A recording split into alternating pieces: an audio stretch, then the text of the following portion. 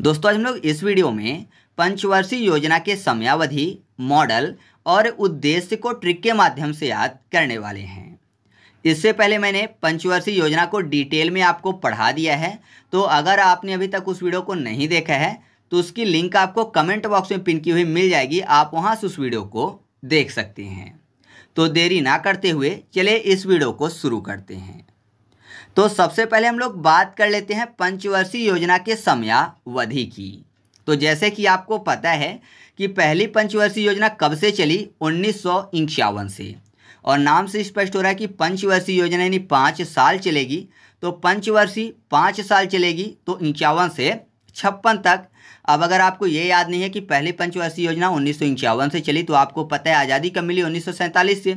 उसके बाद ही भारत योजना बनाएगा, तो एक है तो सबसे पहले देखिए एक किस में लिखेंगे, 47 के बाद 51 में, ना कि 61 में। तो ऐसे याद रखिएगा कि 1951 से शुरू हुआ। फिर ये याद रखिए कि ये 3 बार लगातार चली और फिर 3 साल का गैप, फिर 2 बार लगातार चली, 2 साल का गैप, फिर 2 बार चली और फिर से 2 साल का गैप। यहाँ पर देखिए जो 74 से 78 वाला है, इसमें आपको थोड़ा सा ध्यान रखना है कि ये जो है यहाँ पर केवल 4 ही साल चली थी। क्यों चली थी वो वजह मैंने आपको बता दी थी पिछली वीडियो में। तो ये आप संख्या याद रखिएगा, 322।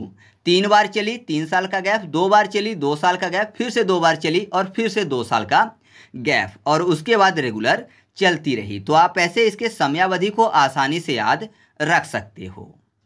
अब हम लोग बात कर लेते हैं पंचवर्षीय योजना के मॉडल की। तो पहली पंचवर्षीय योजना का मॉडल है हेरोड-डोमर मॉडल। अब हेरोड में आपको शब्द मिल जाएगा रॉड। रॉड देखने में कैसा लगता है, एक की तरह। तो याद रखिएगा कि हेरोड-डोमर मॉडल पर कौन सी पंचवर्षीय योजना आधारित थी, पहली पंचवर्षीय योजना आधारित थी। फिर अगला है दूसरी पंचवर्षीय योजना, जो कि पीसी महालनोबिस मॉडल पर आधारित थी। तो कैसे याद रखेंगे, यहाँ पर देखिए पीसी में आपको शब्द मिल जाएगा पीसना। पीसना आपको पता है, जैसे चक्की में आटा पिसाते हैं, तो जब चक्की में आटा पिसाते हैं तो चक्की में आटा पिसाते समय उसमें क्या होता है, जो चक्की होती है ना उसके 2 पार्टे होते हैं, बीच में फिर पिसता है ना। चक्की में 2 पार्टे होते हैं और बीच में पिसता रहता है गेहूँ। तो आप ऐसे आसानी से याद रख सकते हो कि 2 पार्टे के बीच कोई भी चीज़ है वो पिसती है, तो पिसना फॉर पीसी महालनोबिस मॉडल। तो आप ऐसे याद रखिएगा कि पीसी महालनोबिस मॉडल पर आधारित कौन सी पंचवर्षीय योजना है, दूसरी पंचवर्षीय योजना। फिर अगला है सैंडी, सीक चक्रवर्ती और पीसी महालनोबिस मॉडल पर आधारित तीसरी पंचवर्षीय योजना। तो कैसे याद रखेंगे, यहाँ पर ये तीनों मॉडल पर आधारित है, तो सी चक्रवर्ती को याद रखते हैं तो ऑप्शन में आएगा तो क्लियर हो जाएगा। तो चक्रवर्ती में आपको मिल जाएगा शब्द चक्रधारी, और आपको पता है चक्र धारण कौन करते हैं, भगवान विष्णु, जो कि त्रिदेव में से एक हैं। तो तीनों देवों के अलावा चक्र को कोई भी धारण नहीं कर सकता है। नॉर्मली वो रहता विष्णु भगवान के पास है, लेकिन तीनों देव धारण कर सकते हैं। तो त्रिदेवों के पास शक्ति होती है चक्र के धारण करने की। तो आप ऐसे याद रखिएगा कि तीसरी पंचवर्षीय योजना किस मॉडल पर आधारित थी, सैंडी, सी चक्रवर्ती और महालनोबिस मॉडल पर आधारित थी। ठीक है। इसके बाद अगला है चौथी पंचवर्षीय योजना, जो कि अशोक रुद्र एएस मान्य के मॉडल पर आधारित थी। कैसे याद रखेंगे, यहाँ पर देखिए एएस मान्य को याद रखते हैं। मान्य को याद रखने के लिए कर लेते हैं मनी, मान्य मनी, और मनी ऐसी चीज़ है जिसको चोर चुरा सकता है, तो चोर यानी 4। तो याद रखिएगा कि चौथी पंचवर्षीय योजना कौन से मॉडल पर आधारित थी, अशोक रुद्र और एएस मान्य मॉडल पर। फिर अगला है पाँचवीं पंचवर्षीय योजना, जो कि आधारित थी डीपी धर मॉडल पर।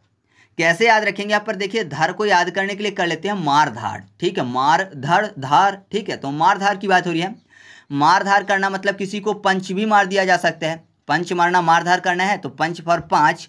तो याद रखिएगा कि पाँचवीं पंचवर्षीय योजना किस मॉडल पर आधारित थी, डीपी धर मॉडल पर। अगला है छठवीं पंचवर्षीय योजना, जो कि आगत निर्गत मॉडल पर आधारित थी। तो आगत में आपको आग शब्द मिल जाएगा, आग कोई भी छूता नहीं है, तो छू यानी 6, छू 6, अर्थात छठवीं पंचवर्षीय योजना। तो आप ऐसे याद रखिएगा कि छठवीं पंचवर्षीय योजना जो है वो आगत निर्गत मॉडल पर आधारित थी। इसके बाद सातवीं पंचवर्षीय योजना का कोई भी मॉडल नहीं है। आठवीं पंचवर्षीय योजना जो है वो जॉन डब्ल्यू मिलर मॉडल पर आधारित थी। तो कैसे याद रखेंगे, डब्लू में आपको शब्द मिल जाएगा डबल ऊ, डब्लू डबल ऊ, याद करने के लिए कर लेते हैं डबल ओ। डबल ओ को एक साथ लिखेंगे तो 8 दिखेगा। तो आप ऐसे याद रखिएगा कि 8वीं पंचवर्षीय योजना जो है किस मॉडल पर आधारित थी? जॉन डब्ल्यू मिलर मॉडल पर। इसके बाद अगला है 9वीं 10वीं 11वीं और 12वीं पंचवर्षीय योजना, जिसके बारे में मॉडल की जानकारी जो है उपलब्ध नहीं है कि ये किस मॉडल पर आधारित थी, आप कहीं भी नहीं देखोगे। तो मुख्य रूप से जो मॉडल हैं इतने ही हैं जिनको आपको याद रखना है। अब हम लोग बात कर लेते हैं सभी पंचवर्षीय योजनाओं के उद्देश्य की। तो सबसे पहले बात करते हैं पहली पंचवर्षीय योजना के उद्देश्य की, जो कि है कृषि। आपको पता है भारत जो है कृषि प्रधान देश है, तो जाहिर सी बात है कृषि को प्राथमिकता दी जाएगी। तो सबसे पहली पंचवर्षीय योजना में किसको प्राथमिकता दी गई? कृषि को। तो आप याद रखिएगा पहली पंचवर्षीय योजना का मुख्य उद्देश्य क्या था? कृषि में विकास करना। फिर अगला है दूसरी पंचवर्षीय योजना, जिसका उद्देश्य था औद्योगिक विकास। तो कैसे याद रखेंगे? औद्योगिक विकास में आपको शब्द मिल जाएगा औ के बाद द्योगिक, यानी दो, औद्योगिक। तो आपको नाम से स्पष्ट हो रहा है कि जो औद्योगिक विकास है ये किस पंचवर्षीय योजना का उद्देश्य था? दूसरी पंचवर्षीय योजना का। फिर अगली है तीसरी पंचवर्षीय योजना, जिसका उद्देश्य था कृषि एंड उद्योग दोनों में विकास करना, या फिर आप कह सकते हो स्वावलंबी अर्थव्यवस्था। जाहिर सी बात है कृषि और उद्योग दोनों में अगर विकास होगा तो भारत की जो अर्थव्यवस्था है वो स्वावलंबी बनेगी। तो दोनों एक ही बात हो गई। तो कैसे याद रखेंगे आप? यहाँ पर देखिए पहला और दूसरा दोनों को मिला दिया गया, कृषि और औद्योगिकरण को, यानी कृषि और उद्योग दोनों को तीसरे में शामिल कर दिया गया। 1 + 2 कितना होता है? 3 होता है। तो आप ऐसे याद रखिएगा कि तीसरी पंचवर्षीय योजना का उद्देश्य क्या था? स्वावलंबी अर्थव्यवस्था। स्वावलंबी अर्थव्यवस्था कैसी होगी? कृषि और उद्योग से। तो दोनों पर फोकस किया गया, पहली और दूसरी को मिला दिया गया यहाँ पर, ऐसा मानिएगा। अगला चौथी पंचवर्षीय योजना, जिसका उद्देश्य था आत्मनिर्भरता की प्राप्ति। तो कैसे याद रखेंगे? आत्मनिर्भरता में आपको शब्द मिल जाएगा आत्म, यानी आत्मा। तो आपको पता है अगर किसी के शरीर से आत्मा निकल जाए तो उसको 4 कंधे में ले जाते हैं शमशान, है ना। तो 4 यानी 4 पंचवर्षीय योजना हो जाएगा, मतलब चौथी पंचवर्षीय योजना हो जाएगा। तो चौथी पंचवर्षीय योजना का उद्देश्य क्या था? आत्मनिर्भरता की प्राप्ति।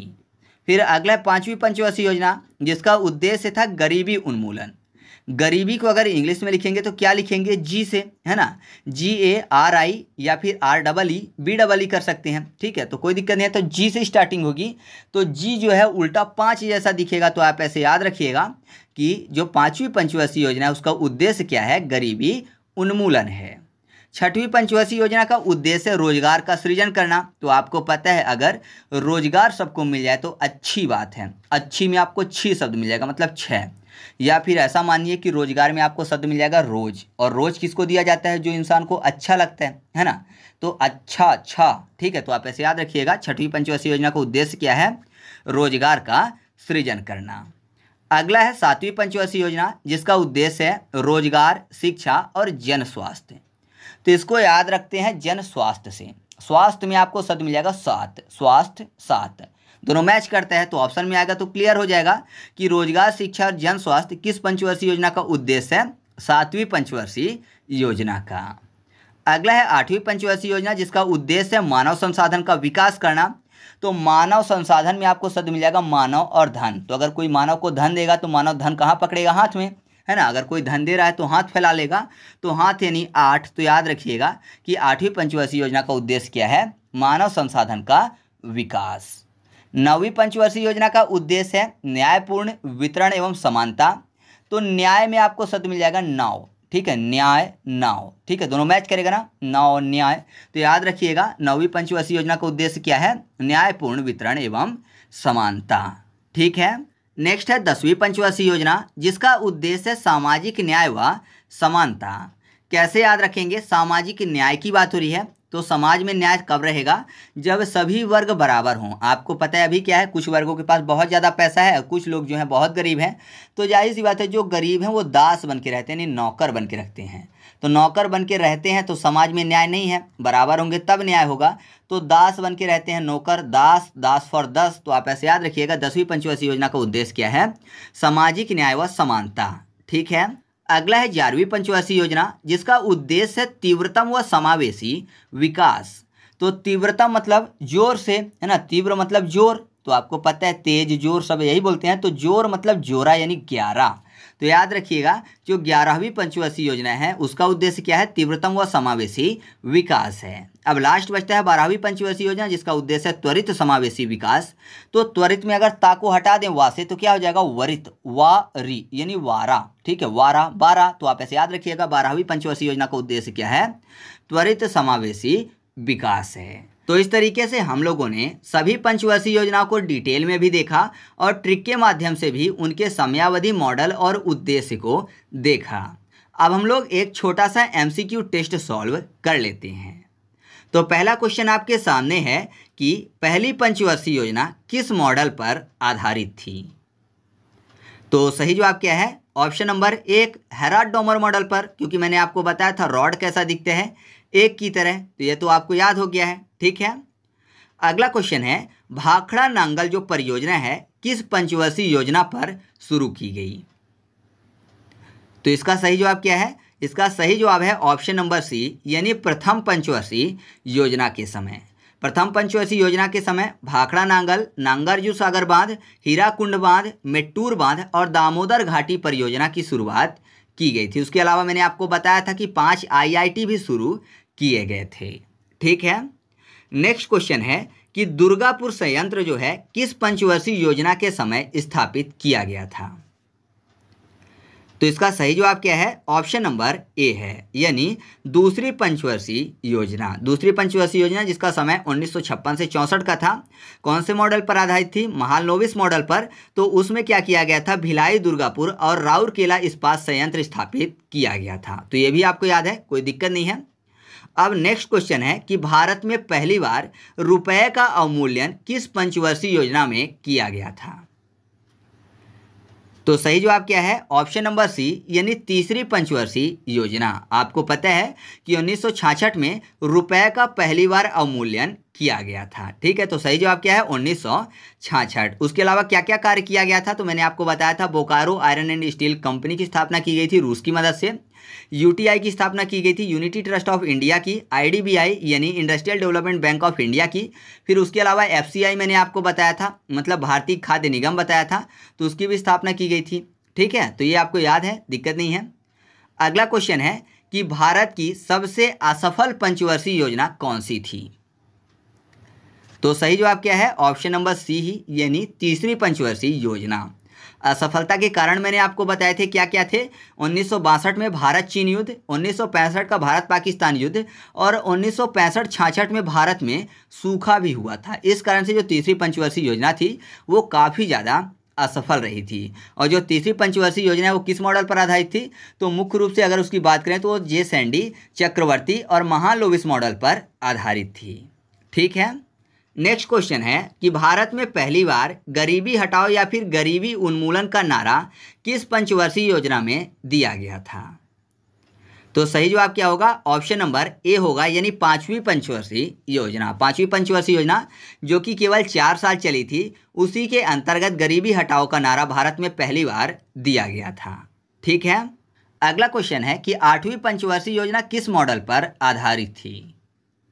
तो सही जवाब है option number A, John W Miller model पर। मैंने आपको बताया था डब्ल्यू में डबल ओ मिल जाएगा, डबल ओ को एक दूसरे के नीचे लिखेंगे तो 8 जैसा दिखेगा। तो आप ऐसे याद रखिएगा कि 8वीं पंचवर्षीय योजना जो है जॉन डब्ल्यू मिलर मॉडल पर आधारित थी और ये कब से कब तक चली थी, तो 1992 से 1997 तक चली थी। और मैंने आपको बताया था कि मानव को हाथ में धन चाहिए, हाथ फॉर आर्ट, तो मानव संसाधन का विकास करना 8वीं पंचवर्षीय योजना का उद्देश्य था। और इसी के अंतर्गत जो भारत था वो विश्व व्यापार संगठन का सदस्य भी बना था। अगला क्वेश्चन है कि किस पंचवर्षीय योजना को नेहरू समाजवाद का अंत माना जाता है। तो सही जवाब क्या है, ऑप्शन नंबर ए, यानी 6वीं पंचवर्षीय योजना। जो 6वीं पंचवर्षीय योजना है इसको नेहरू समाजवाद के अंत के रूप में देखा जाता है। तो इस तरीके से अपना ये वीडियो कंप्लीट हुआ। आपकी स्क्रीन पर एक और क्वेश्चन दिख रहा है जिसका उत्तर आपको कमेंट करके बताना है। तो वीडियो अच्छा लगा तो वीडियो को लाइक कर दीजिएगा। और हाँ, अगर आप इसका फुल MCQ टेस्ट सॉल्व करना चाहते हैं तो टेलीग्राम पर जाकर सर्च करिएगा ट्रिक पॉइंट क्विज और ग्रुप को ज्वाइन कर लीजिएगा। उसके अलावा PDF चाहिए तो PDF के लिए टेलीग्राम पर सर्च करिएगा ट्रिक पॉइंट और चैनल को ज्वाइन कर लीजिएगा। वहाँ पर आपको सभी वीडियो की फ्री में PDF भी मिल जाएगी। तो चलिए मिलते हैं अगले वीडियो में, तब तक के लिए जय हिंद।